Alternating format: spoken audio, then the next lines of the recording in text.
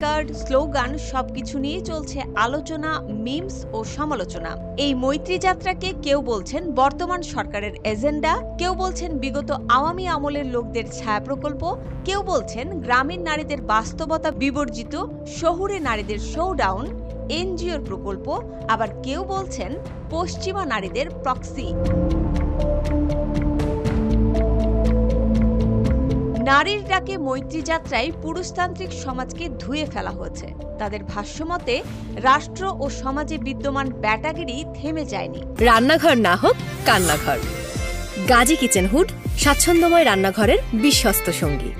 ব্যাটাগিরি একরকম না, বহু রকম ব্যাটাগিরি আছে। সমাজে অনাস্থা, অবিশ্বাস এগুলো ব্যাটাগিরির স্বাক্ষর।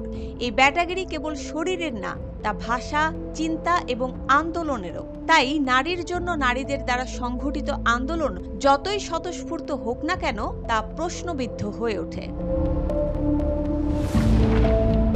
নারীর ডাকে মৈত্রী যাত্রায় খুব সাবলীলভাবে পতিতাবৃত্তিকে তুলে ধরা হচ্ছে। পতিতাবৃত্তিকে তারা সামাজিক কল্যাণমূলক পেশা হিসেবে স্বীকৃতি চেয়েছে। সমাজের পুরুষগুলোর পৌরষ নিয়ে প্রশ্ন করেছে।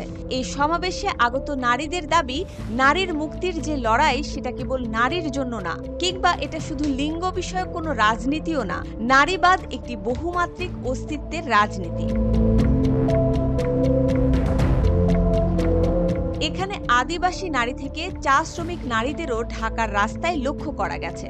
উপস্থিত সমাবেশে তারা বলেছে, নারীর মুক্তি বা অধিকার এই শব্দগুলো রাষ্ট্র প্রায়শই তার নিজের উন্নয়নের খুঁটি হিসেবে ব্যবহার করে। তবে এই মুক্তি আসলে কতটা মুক্ত?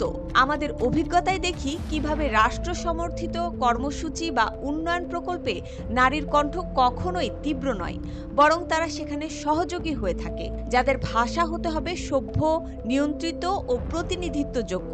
এর বাইরে গেলেই তারা হয়ে যান র্যাডিক্যাল, বিপজ্জনক, রাজনৈতিক।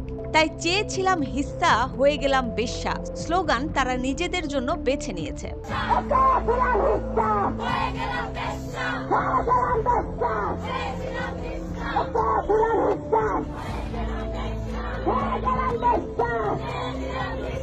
সামাজিক মাধ্যমে নারীদের নিয়ে ট্রল করা প্রসঙ্গে এখানে বলা হয়, যারা এই মৈত্রী যাত্রাকে প্রশ্নবিদ্ধ করে যাচ্ছেন তাদের নিশ্চয়ই নিজেদের ব্যাটাগিরিকে একটু আমলে নেয়ার দরকার আছে, না হলে বাংলাদেশে জুলাই বহুবার আসবে, কিন্তু জুলাই যে দাবিগুলো নিয়ে সংঘটিত হয়েছিল সেই দাবিগুলো কখনোই পূরণ হবে না। এছাড়াও সবচেয়ে বড় বিষয় হচ্ছে, আমাদের এসব ব্যাটাগিরি আসলে ঔপনিবেশিক ও পিতৃতান্ত্রিক ক্ষমতা কাঠামোরই এক্সটেনশন, যা নিপীড়নের ভাষাকে ভিন্ন রূপে